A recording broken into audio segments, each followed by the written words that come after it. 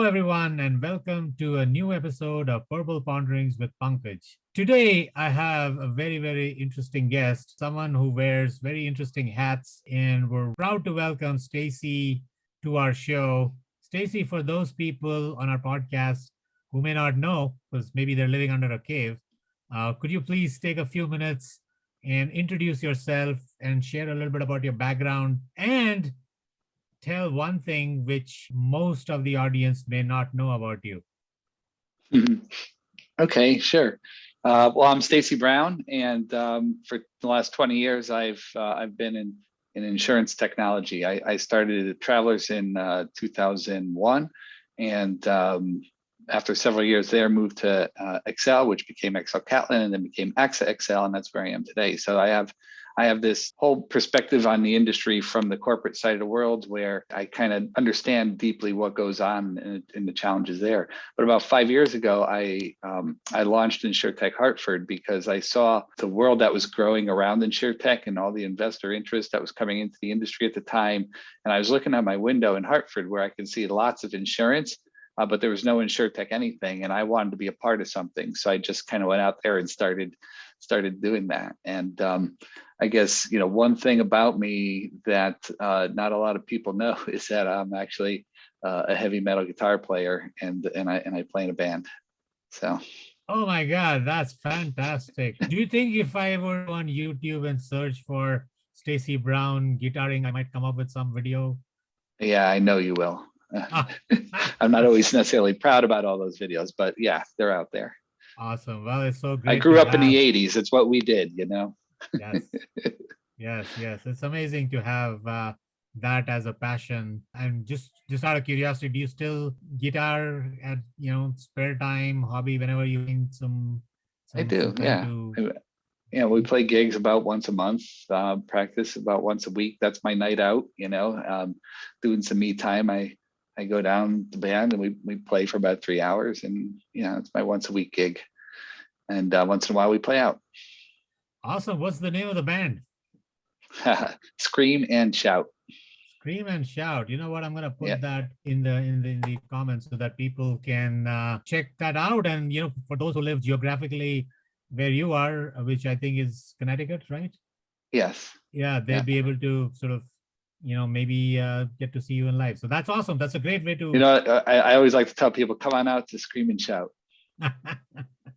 That's a pretty crazy, amazingly attractive name as well, right? Scream and Shout. Well, on that interesting note, let me ask you my first question, Stacey. Based on your background and your starting up of Insurtech Hartford, I wanted to get your sense on and your perspective on sort of the emerging technologies, right? You mentioned the investor interest coming in to insurance and technology taking off, but we've always had new technologies come in, right, and impact the world, and then they come into insurance, right? So what is it that is different now, right, which you think makes it necessary for a lot of people to play more interest in these emerging technologies?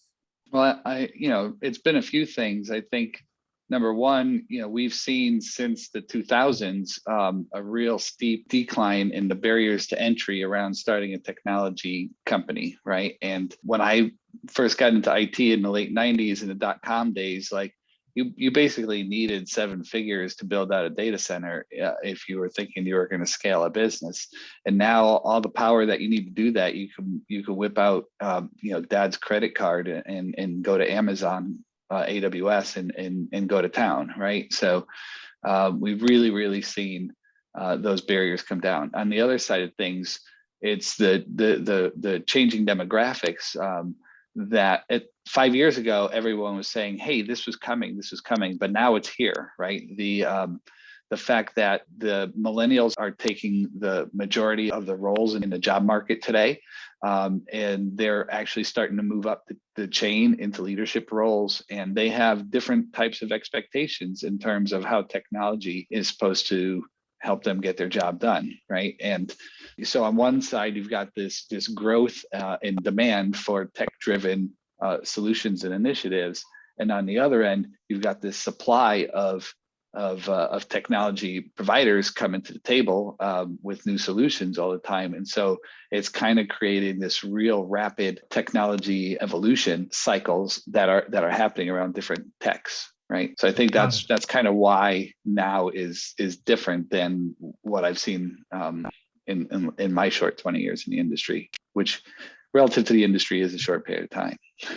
Got it. So with all of those changes that you mentioned in terms of, sort of the cost coming down and the availability becoming more, we've also seen an explosion in the different kinds of technologies as well, right? So, with AI and machine learning and IoT and blockchain and, AR, VR has still not made their way, right? Crypto, etc. So there's just like a explosion of the different kinds of things that are possible, right? So how do you process all of these different from your lens that you wear? You have to, well, one way to look at it would be from the technology side. The other way to look at it would be from the business problem side, right? But since you asked about technology, I think each one of them's is different, right? So if you look at blockchain, right, a few years ago, it was all the rave in everything, right? Not just insurance. And it started to get to the point where it felt like everyone was just trying to put the word blockchain in everything that they were trying to do. And it didn't always make sense to be doing so. And blockchain is kind of went up the hype curve cycle and then quickly came back down. And it's been in that lull valley of death or whatever they call it, right? But it's coming. If you look at, I was just reading this report from CB Insights about blockchain investments and how many thousands of percent it's been up this year, and something like $6 billion has gone into blockchain startups just this year.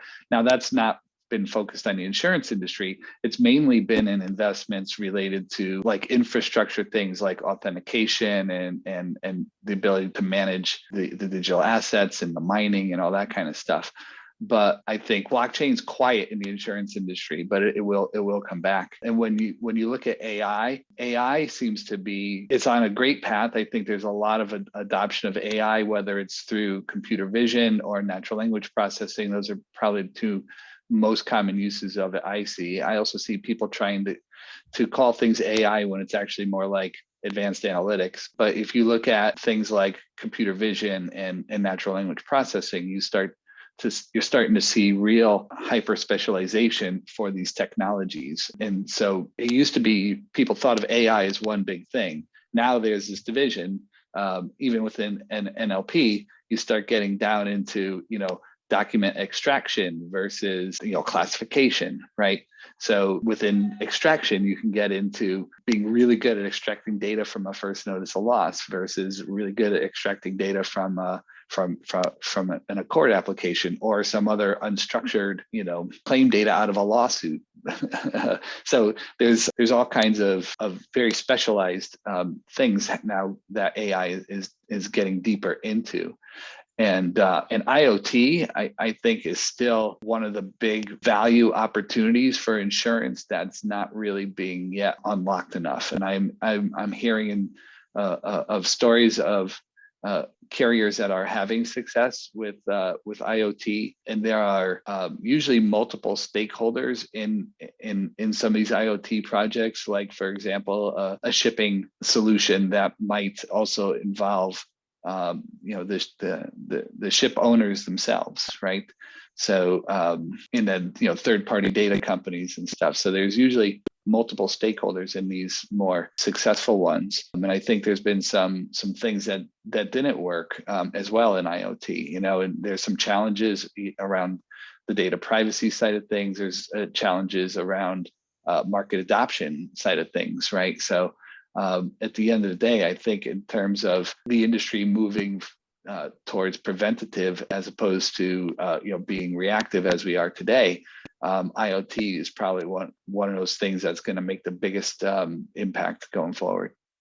But anyway, that was kind of a long ramble, picking random technologies, but hopefully I helped answer the question and give some insight to it. Yeah, no, absolutely. I think that was a great answer. But just honing in on sort of something that you started your answer with, right? That there's the technology aspect, and then there's the business value aspect. So, and in insurance world, we know that just because it's a cool latest technology doesn't mean it's going to be used right away, and you're going to see success. So, from a business value and a business impact standpoint, right? As you see, I think it sounds like maybe I misunderstood, but what you said is that NLP and computer vision seem to have way more attractive applications, right, in the insurance world.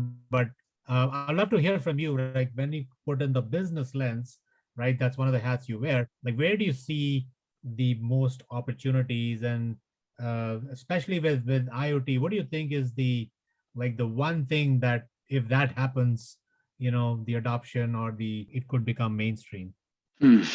You had me on the one thing part. If I knew what that one thing was, I probably wouldn't tell you anyway, because I'd go make $1 billion from it myself. But no, I'm actually not that greedy kind of guy. But the I think some of these things, there is no one thing. It's there's the saying of death by a thousand cuts, but I think there's the opposite is what we're seeing, where there's birth by a thousand somethings, because something like IoT, there's no light switch that I think is going to happen there. It takes many industries, many manufacturers, many stakeholders to evolve into having the data, being willing to share the data, knowing what data really needs to be proprietary to them versus what they're willing to share, and then trusting the people that use that data, right?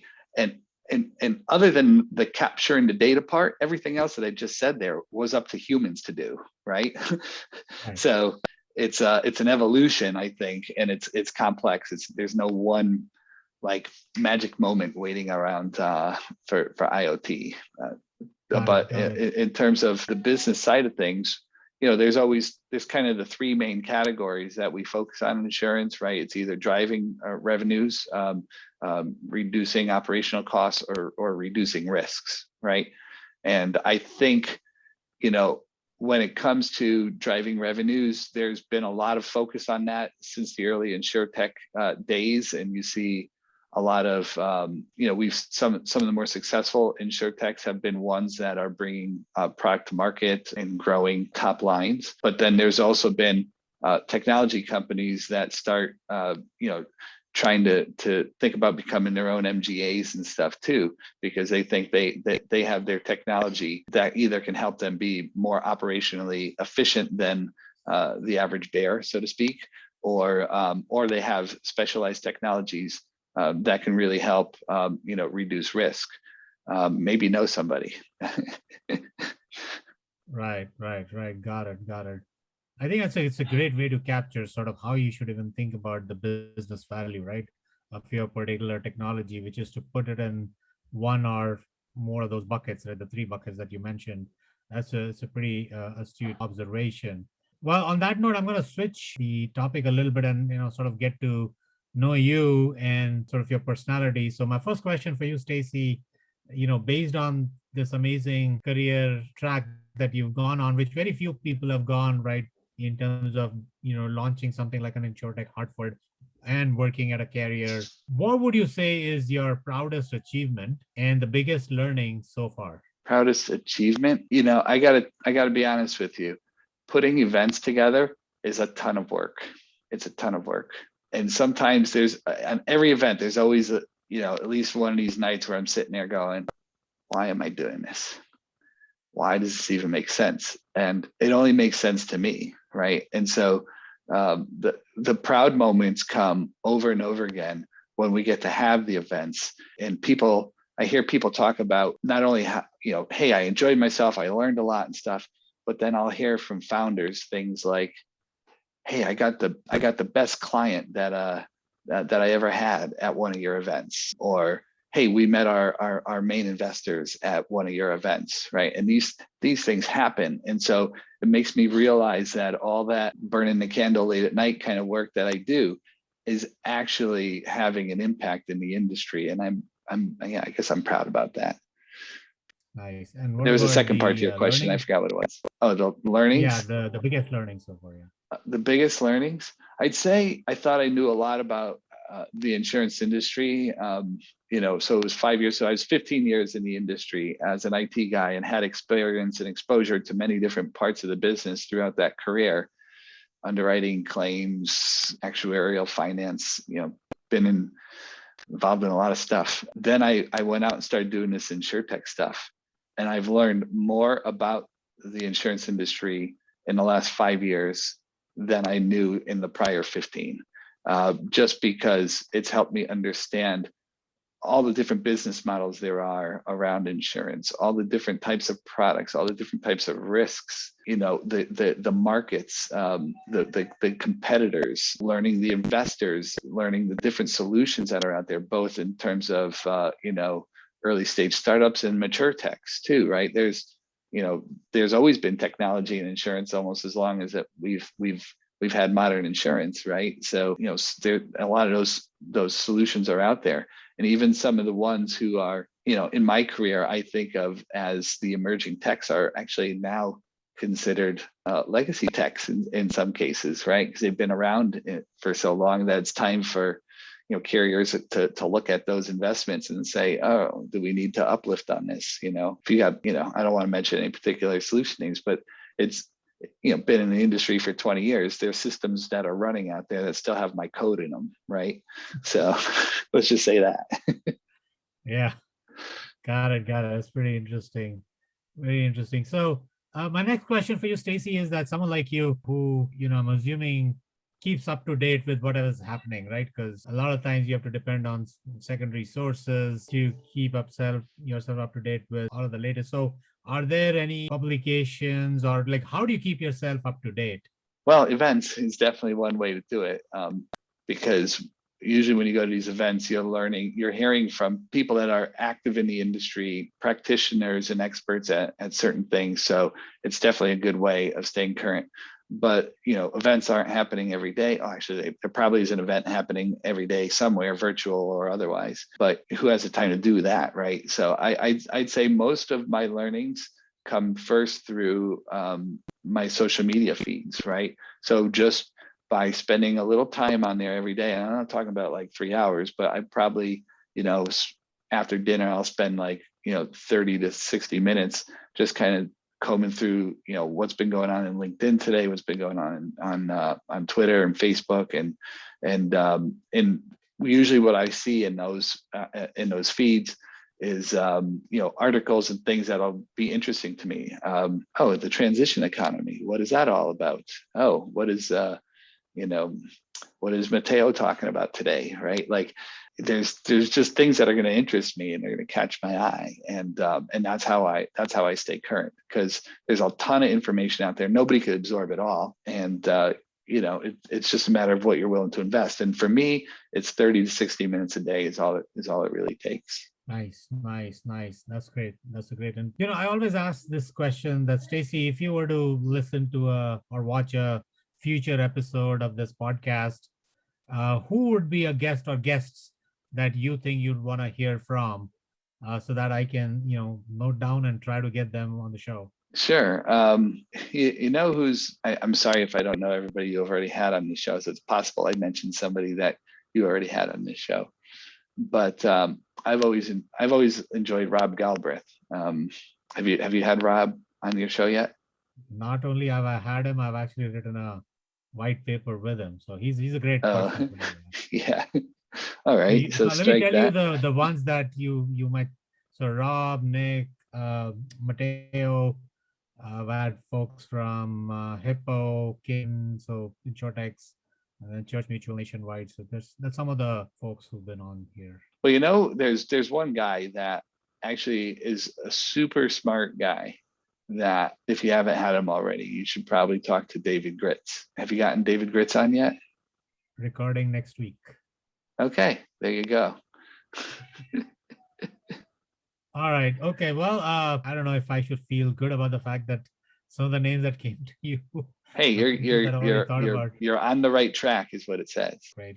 Well, I'll take that as a compliment, and I'll move on, because this show is about you. So we're now at the pretty much the last question for this podcast, and what I'm gonna do is, Stacey, I'm gonna give you a series of 2 choices, and you have to pick one of the two choices I give you, and you have to tell me why you chose that, right? So baseball or football?